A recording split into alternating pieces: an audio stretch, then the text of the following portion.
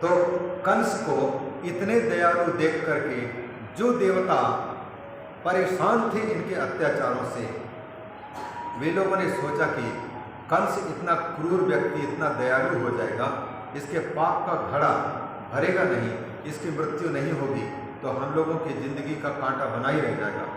इसलिए घबराए हुए थे। उन्होंने विचार किया क्या किया जाए, तो बस आकाशवाणी के माध्यम से ऐसी आवाज़ सुनवा दी कि अस्यास्त्वम अष्टमो हंता गर्भ याम वह से अबुध। हे नादान मूर्ख कंस, जिसको तो लिए जा रहा है उसी का 8वां पुत्र 8वां गर्भ तेरी मौत तेरा काल बनेगा। कंस को जब इस बात को सुनने को मिला तो बड़ा बुरा लगा। उसने विचार किया मैं इस आकाशवाणी को मिथ्या करके रखता हूँ। तुरंत निकाल लिया तलवार, छोड़ दिया लगाम और सीधे ही रथ पर बैठी हुई देवकी के केश पकड़ लिए। वसुदेव जी ने देखा जिसके साथ में अभी शादी हुई है और जिनके माता पिता ने मुझे कहा है कि इसकी रक्षा करने का जब समय आए तो अपने प्राणों की बाजी लगा करके ये हमारी पुतली की भांति हमारी बिटिया की रक्षा करना, वचन दे चुका हूँ।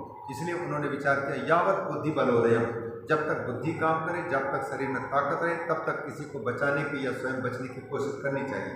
कोशिश करने के बाद भी न बचे न बचा पाए तो इसमें कोई दोष नहीं बनता।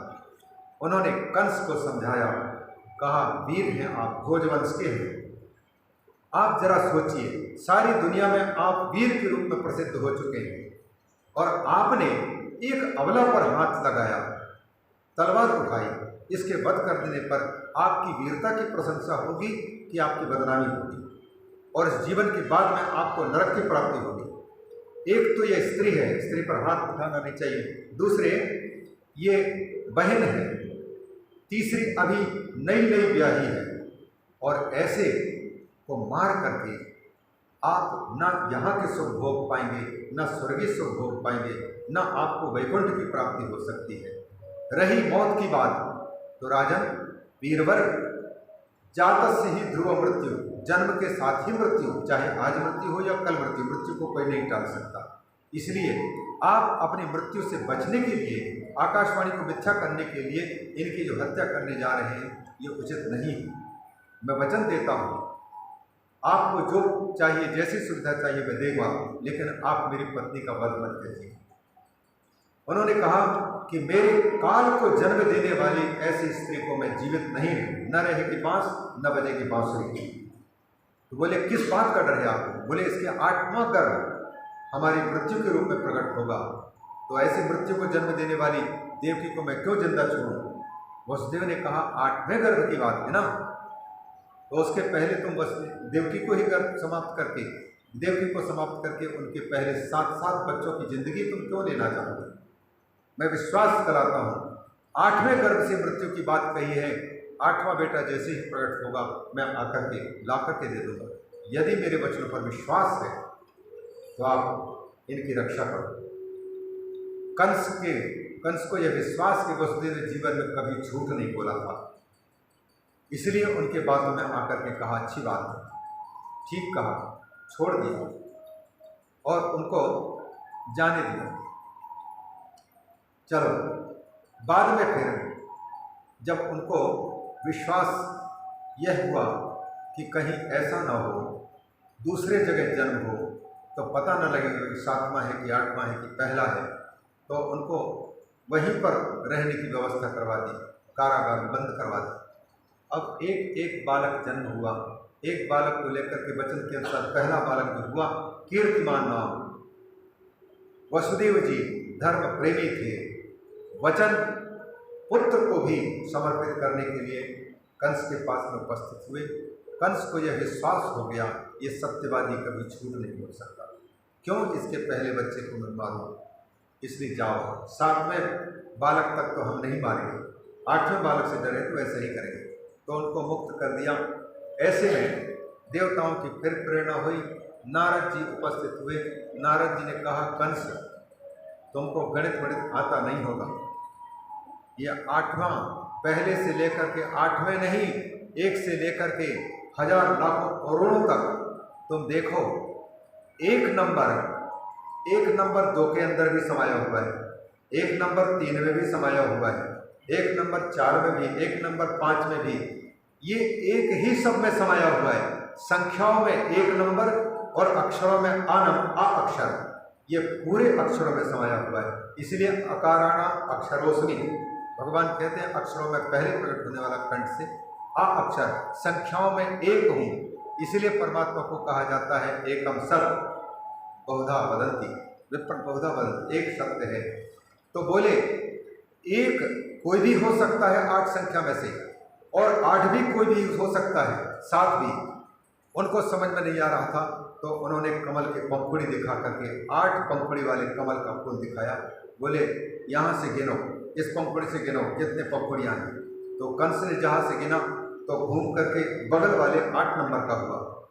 अब वहाँ से अगले नंबर के पंखुड़ी से गिनाया, यहाँ से गिनो, उससे गिनाया तो उसके बगल वाले 8वीं पंखुड़ी, फिर उससे आगे किया, और ऐसे करते करते 8 के 8 संख्या वाले निकल गए। कंस को लगा ये तो बहुत सही बात है भाई, हर संख्या 8वीं है, हर संख्या 7 है, हर संख्या 6 है, हर संख्या 5 है, 4 है, 3 है, 2 है, 1 है, एक सब में समाया हुआ है। और एक जैसे आगे की संख्या में समाया हुआ है, उसी प्रकार 2 भी सब में समाया हुआ है। आगे की संख्या में 3 भी समाया हुआ है, 4 भी समाया हुआ है, 5 भी समाया हुआ है। तो इसमें से किसको 1 कहोगे, किसको 2 कहोगे, किसको 3 कहोगे? अतः नारद जी के कहने के अनुसार उन्होंने यह विचार करके कि इनको जेल के अंदर में ही रखना उचित है और प्रत्येक बच्चे को मारना उचित है। तो एक एक बच्चे को लेकर, जिसको वापस किया था उसको भी देखते देखते मार डाला। 1 से लेकर के 6 बच्चों को मार डाला। 7वां बालक जब प्रकट हुआ तो फिर भगवान ने माया को प्रेषित किया और कहा कि जाओ देवकी के 7वें गर्भ में मेरा अंश अनंत पुत्र रूप में पल रहा है, उसको तुम वहां से खींच करके और नंद बाबा के गोकुल में रह रही रोहिणी के गर्भ में स्थापित कर दो, और तुम वहीं रहना, उनको मोह में डाले रखना। मैं साथ ही साथ 7वें पुत्र के बाद में 8वें पुत्र के रूप में जब जन्म लूं, तब तुम यशोदा के यहाँ पर उनकी पुत्री के रूप में वहाँ प्रकट होना, और वहाँ से मैं जब कंस के कारागार में प्रकट हूँ तो मैं जैसे भी बन सके वहाँ उपस्थित हूँ, और तुम यहाँ आना। मेरी लीला के सहचरी जब बनोगे तो तुम पूरी पृथ्वी में जगदम्बिका, अम्बा, दुर्गा, चंडिका, विंध्यवासिनी, काली, चंड आदि, चामुंडा आदि नामों से पूजित होगी। ये भगवती राजराजेश्वरी वैष्णवी माया अंगीकार किया और वैसा ही किया। सातवां बच्चे का पता न लगा, कंस को शंका हुई ये हो नहीं सकता, कुछ ना कुछ चाल हो सकता है, शंका में फंस गए। लेकिन देवकी ने कहा कि मुझे पता तक नहीं लगा, मेरे गर्भपात हुआ कि क्या हुआ मालूम नहीं पड़ा, शंकरशेत हो गया। तो सब लोग संकेत होने लग गए। 8वें का जब समय आया तो भगवान वही अपने समय देख करके महामाया को जैसा संकेत किया था उसके अनुसार भाद्रपद कृष्ण पक्ष अष्टमी तिथि मध्यरात्रि के समय पर चंद्रमा अधेरा, लेकिन भगवान उस अर्धचंद्र के वंश को ही पूर्ण करने के लिए पूर्ण चंद्र के रूप में देवकी के शिष्य प्रकट होने के पहले उस कंस के कारागार में अत्यंत देदीप्यमान प्रकाश के रूप में प्रकट हुए। उस देदीप्यमान प्रकाश के अंदर वही शशंक चक्रम सकिरीट कुंडलम सपीत वस्त्रम सरसीरुहेक्षणम सहार वक्ष स्थल कौस्तुभश्रियम नमामि विष्णुम शिरसा चतुर्भुजम, उस रूप से सामने दिखाई दिए। तो वसुदेव जी की दृष्टि जब पड़ी तो देखते ही रह गए। उनको लगा ये विलक्षण कौन है।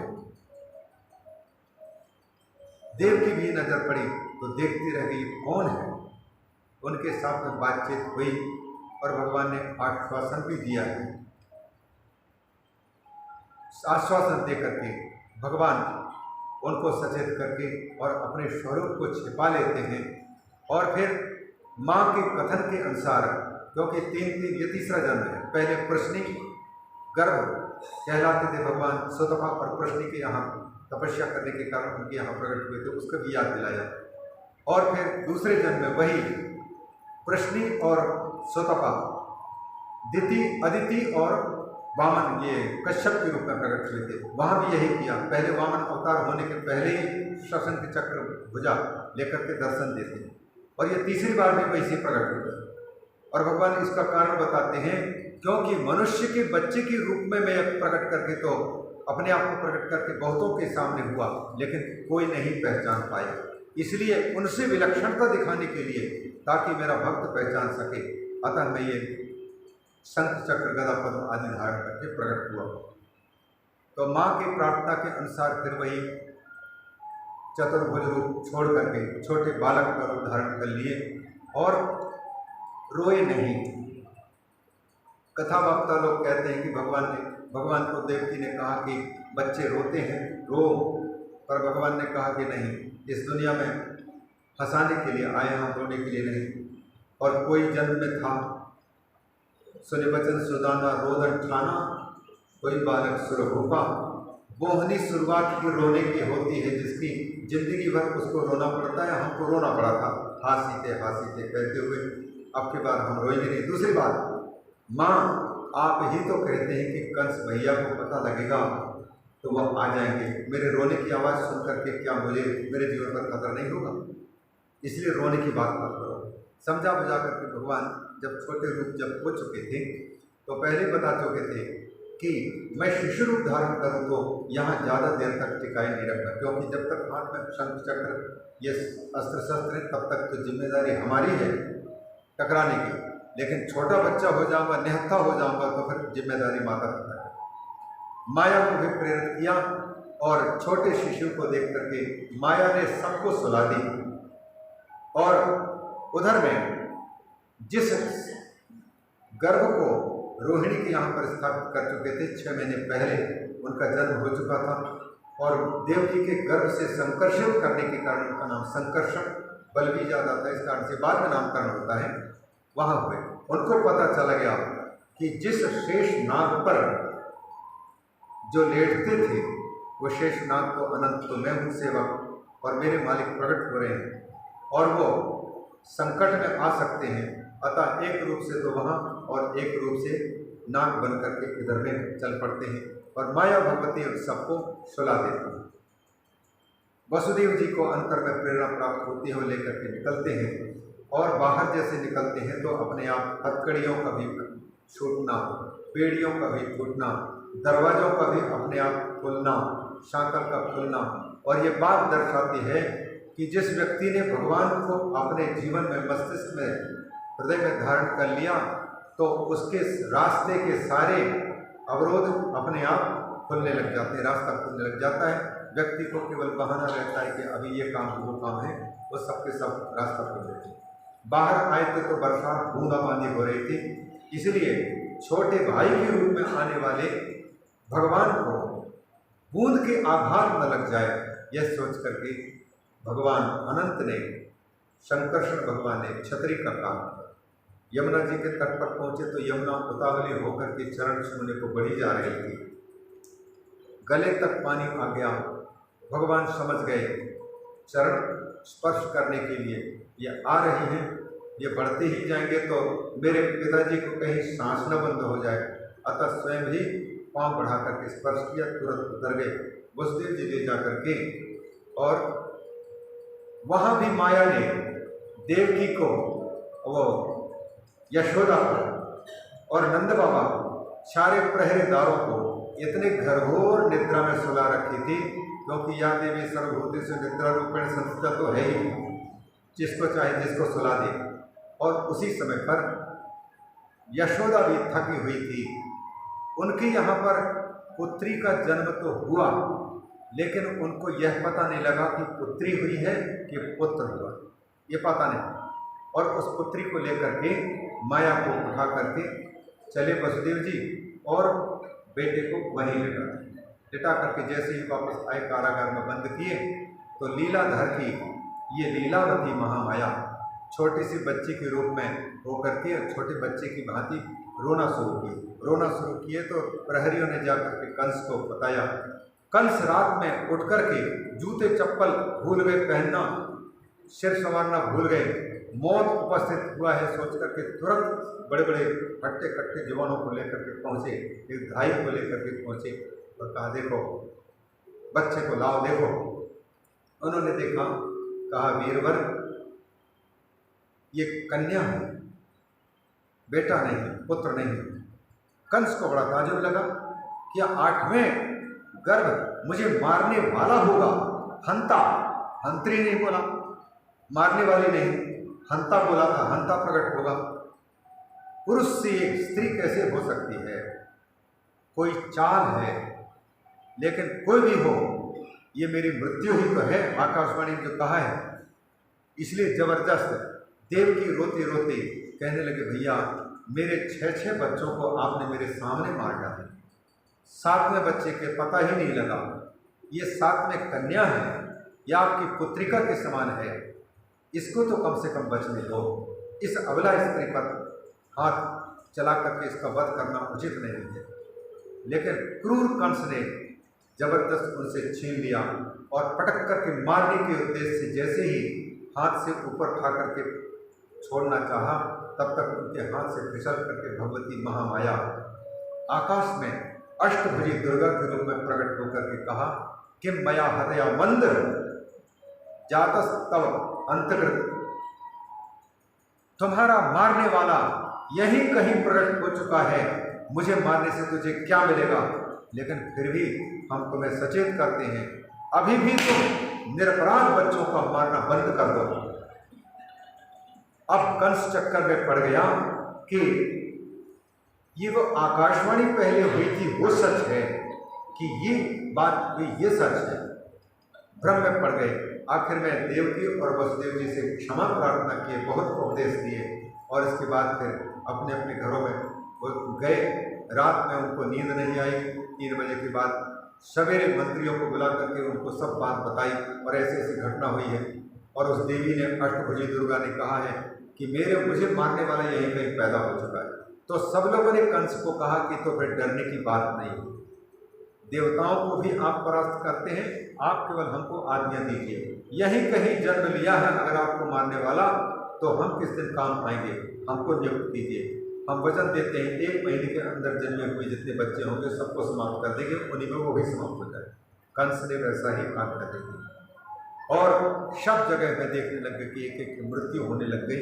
और उधर में बस नंद बाबा के यहाँ पर सवेरे सवेरे जब यह नींद खुली तो नंद की बहन सुनंदा को पता चला कि एक बालक का जन्म हुआ है। तो तुरंत दौड़ करके जा करके भैया को बताई। भैया को विश्वास तो नहीं हो रहा था, लेकिन बात सुन के उनको बड़ी प्रसन्नता हुई। चारों ओर हल्ला मिल गया कि नंद और यशोदा के उस उम्र में एक बालक का जन्म हुआ है जिस उम्र में बच्चों के होने की संभावना ही नहीं दिखती है। इसलिए पूरे गोकुल में हल्ला फैल गया और सबके सबको खुशियां होने लग गई कि नंद बाबा के वंश को आगे बढ़ाने वाला आ गया है। और सबके सब प्रसन्न होकर के और सज धज करके नंद भवन में आए और फिर बड़े धूमधाम से उत्सव उत्साह मनाया। अब गान पान होता तो नचाते, अब कुछ तो है नहीं। आप लोग थोड़ी जैसा भी करना हो उस विधि के अनुसार भगवान की पूजा करनी हो कर सकते हैं। ठाकुर के बड़े उत्साह धूमधाम से बचाया गया। जय कन्हैया लाल की, नंद घरा नंद भयो, जय कन्हैया लाल की काल की, जय कन्हैया लाल की, जय कन्हैया लाल की नंद भयो, जय कन्हैया लाल की, नंद घेरा नंद भयो, जय कन्हैया लाल की। हाथी दिनो घोड़ा दिनो और दिनो पाल की, हाथी दिनो घोड़ा और दिनो पाल की, जय कन्हैया लाल की, ओ जय कन्हैया लाल की, जय कन्हैया लाल की, जय कन्हैया लाल की। नंद घरा नंद भयो, जय कन्हैया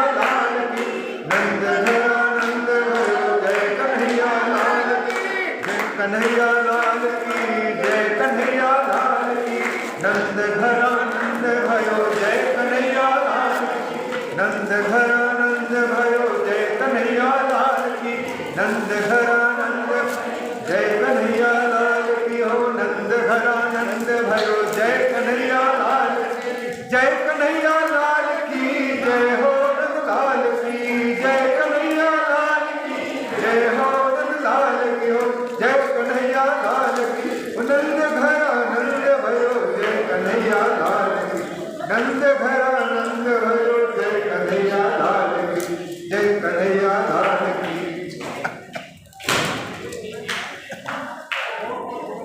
अखिल ब्रह्मांड के अधिपति लाल की जय कन्हैया लाल की।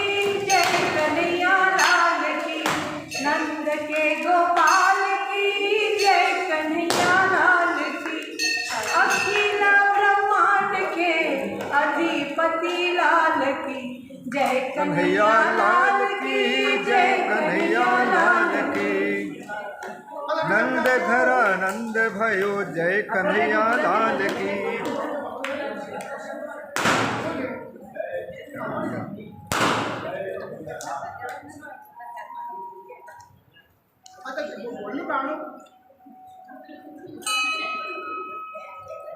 प्राणों क्या गाता है।